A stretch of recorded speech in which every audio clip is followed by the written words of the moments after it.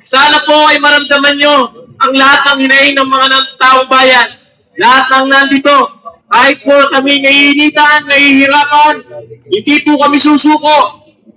Kaya hindi po namin kayo titigilan hanggat din yung binibigay yung gusto namin. Gusto ng buong bayan, gusto ng buong Pilipinas. Hindi po kami nanglilimo sa inyo. Ang gusto lang po namin ay makuha kung anong nararapat para sa amin. Para sa aming maliliit. Sana po ay matugunan nyo kami lahat. Maraming salamat po, Congressman, sa inyong pagsuporta sa amin, sa inyong pangunawa at nararamdaman na kahirapan ng inyong kababayan. Maraming salamat po sa inyong lahat, mga kasama. Getting stronger, step by step. The clock is ticking, but there's no time for regrets. I've been flying from town to town, from London to Taiwan. I've been all around the globe, trying to protect your soul. Ano kami? Kahit wala kayo dito, presensya niyo pa lamang ay ayos na. Hindi hingin sa ating kaalaman ang paghihirap nating lahat. Pamula sa tricycle driver, jeepney, bus, at maging mangingisda at magsasaka. Lahat tayo ay naghihirap na dahil sa krisis na kinakaharap natin bawat isa. Hindi naman tayo nawawala ng pag-asa. Pagpasay lalo tayong lumalaban, lalo tayo nagiging matatag. Ganyang katapang ang mga digong Batanggenyo. Kaya sa mga kasama ko dito, maraming salamat. Di natin alintana ang pagod, ang init na kinakaharap natin sa araw-araw. Para lang maipabot sa mga nakaupo ang kanilang mga bulok na sistema. Matagal na natin ito sinasabi sa kanila. Matagal na natin ito isinisigaw. Ngunit hanggang ngayon, wala pa rin tayong nararamdamang aksyon. Ganyan na ba talaga sila kabigay? Ganyan ba talaga sila kabulag? Na hindi nila nakikita ang paghihirap ng mahihirap. Pagod na ang mga tao katulad ko sa pag-araw-araw na pagtatrabaho. Ngunit kulang ang inuuwi sa ating mga pamilya. Bakit walang tumutugon? Bakit walang umaaksyon? Ganyan ba talaga sila? Di ba may pinag-aralan sila kaya sila napunta sa kinakatalan? Ngunit bakit hindi nila makita ang ating paghihirap? Hanggang ngayon marami pa rin nagugutom. Marami ang walang trabaho. Napakataas ng bayarin. Napakataas ng presyo ng bilihin. Ngunit ang sahod natin ay ganoon pa rin. 500 sa isang araw. Saan natin ba hapukin? Ngunit hindi kami napapahala. Dahil sa likod pa rin namin ang isa sa sinasandalan na napakatapos. Tayo ay mga Pinoy. Hindi tayo kano. Huwag tayong mahihiya. Magsalita. Yan lamang at maraming salamat po. Maraming salamat, Kamark, sa iyong mensahe. May naman po ating tawagan. Isa po natin kasamahan mula sa manggagawa.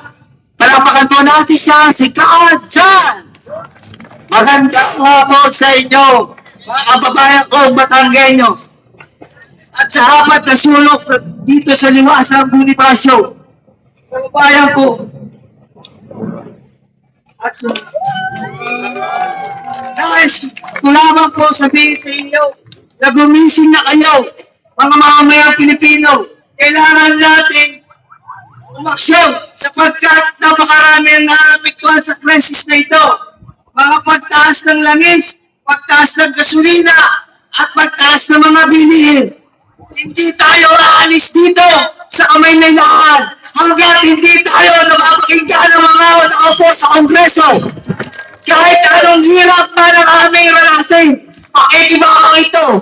Isa lamang po ang aming dalangin, ang mapakinggan, ang aming inanahin. Maraming salamat po. Maraming salamat po, Carl John. Ngayon po ituwagin po natin ang leader ng bawat grupo. Una po natin kapag salita, nagmula sa Aktudan. Mapuntahan ng kanyang panukala. Dahil alam po namin, naramdam niya kung gano'ng nahihirapan ang kanyang kababayan. Kaya po kami mga taga-unang distrito ay nakarating dito sa Maynila. Ngayon po, kayong nandyan sa mga sa itaas, sana po ay maramdaman nyo ang lahat ng hinaing ng mga taong bayan. Lahat ng nandito, kahit po kami naiinitan, nahihirapan, hindi po kami susuko. Kaya hindi po namin kayo titigilan hanggat di nyo binibigay yung gusto namin. Gusto ng buong bayan, gusto ng buong Pilipinas. Hindi po kami nanglilimo sa inyo. Ang gusto lang po namin ay makuha kung anong nararapat para sa amin. Para sa aming maliliit. Sana po ay matugunan nyo kami lahat. Maraming salamat po, Congressman, sa inyong pagsuporta sa amin, sa inyong pangunawa at nararamdaman na kahirapan ng inyong kababayan. Maraming salamat po sa inyong lahat, mga kasama. Maraming salamat din po ka JR. Ngayon po itawagin po natin ang Pangulo at Pinuno ng NAPTODA na si Kapilo.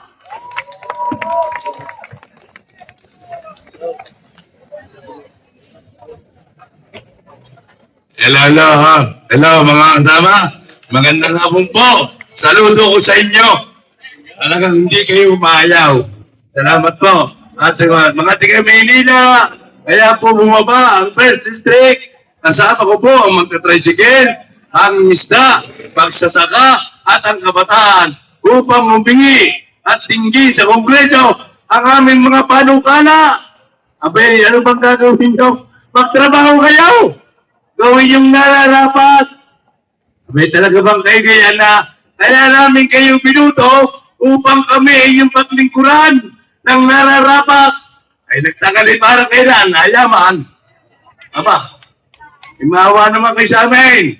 Kami na may puso din. Kami may anak at may mga asawa at may pamilya na gusto rin mabuhay. Buti na lang kami ay mayroong isang congressman na tumutulong sa First District. Oh, ay kung wala yun, edi wala na. Buti na lang, ang hiling ko sa iyo, Congressman, lumabang ka sa 2028 ng Presidente para yung mga yalikman, sipahin mo na. Oh, alam namin, ikaw lang ang makakatulong sa amin ni.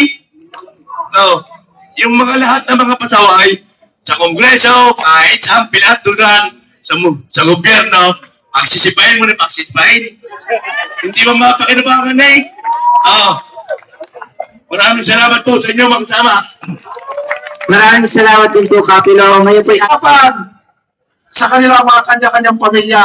Dahil marami na sa amin yun, ang mga magista na hindi na makapalista dahil sa hirap, sa mahal ng tulong gasolina na kanilang ginagamit araw-araw. Sana po, magising na kayo ang nandyan sa Kongreso na nakaupo na hindi mga tinutugunan. Tinitingnan ang mga tao na naghihirap dito sa payang Pilipino. Lalo na Luzon, Visayas, Mindanao. Sana po, tingnan po na hinaing ng taong bayan. Sana'y magising na kayo at may puso kayo na sana'y inyong maramdaman ang taong bayan sa buong Pilipinas. Yung maganda hapon po. Karapatan ng mamamayan! Ipaglaban! Ipaglaban! Karapatan ng mamamayan! Mapagpalang hapon po! Liwasang Bonifacio sa lahat ng tao na naririto, sa mga estudyante, sa bus driver, sa ating mga kaibigan na nagtatrabaho ng sapat, minsan ay kulang pa. Ito na ang panahon para mamulat kayo sa katotohanan kung anong sistema, kung anong klaseng bulok na gobyerno meron tayo sa kasalukuyan ngayon. Minamahal kong mga kababayan, sa apat na sulok ng liwasang Bonifacio, mahalin natin ang ating mga boses natin, sapagkat kung hindi tayo magkakaisa, walang sino man ang nakikinig sa gobyerno. Kaya kami, sa unang distrito, nagpapasalamat kami sa aming congressman, naglulumindig, tumatayo mag-isa para ipaglaban ang dapat ay para sa bawat mamamayan. Luzon, Visayas, Mindanao, OFW ka man, simpleng mamamayan na nagtatrabaho, lumalaban ng patas sa buhay, may anak man o trabahador, mangingisda ka man, tricycle driver, o kahit na ano pa yan. Hindi natin kailangan ng ayuda. Ang kailangan natin, tanggalin ang VAT at excise tax na nagpapahirap sa bawat isang Pilipino. Sa bawat isang Pilipino na lumalaban at para sa kanilang kabuhayan at para sa kanilang pamilya. Naniniwala po ako na ang paglilingkod sa gobyerno ay hindi para sa pansariling kabuhayan, kundi para sa mga mamamayang dapat niyong paglingkuran. Minamahal kong mga kababayan, napapanahon na upang kayo ay makaisa sa aming laban na ito. Ang labang ito ay hindi lamang laban ng unang distrito ng Batangas.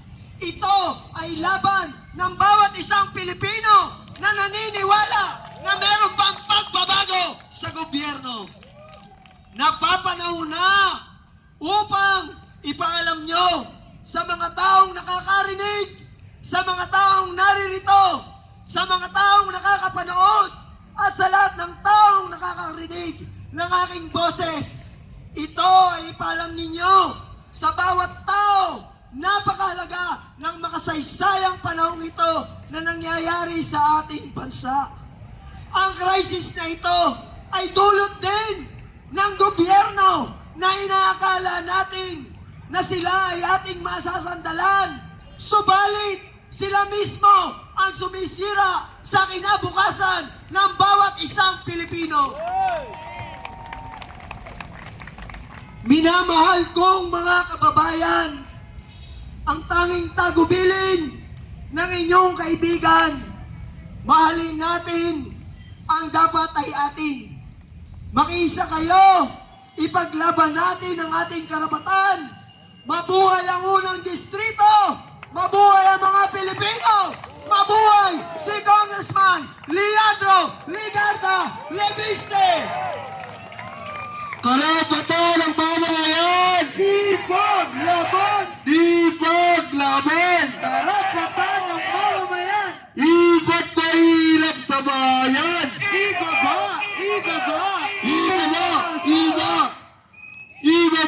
Ibaba! Ibasura! Iba't mahirap sa bayan! All the regulation law! Ibasura! Ibasura! All regulation law! Personal langis! Ibaba! Ibaba! Ibaba! Saudi taas! Presyo ibaba! Karapatan ng mamamayan! Ipaglaban! Ipaglaban! Karapatan ng mamamayan! Iba't mahirap sa bayan! Ibaba! Ibaba! Ibasura! Ibasura! Bakit mahirap sa bayan? Personal langis! Ibaba! All the regulation law! Ibasura! Ibasura! All regulation law! Karapatan ng mamamayan! Ipaglaban! Iba't pahirap sa bayan!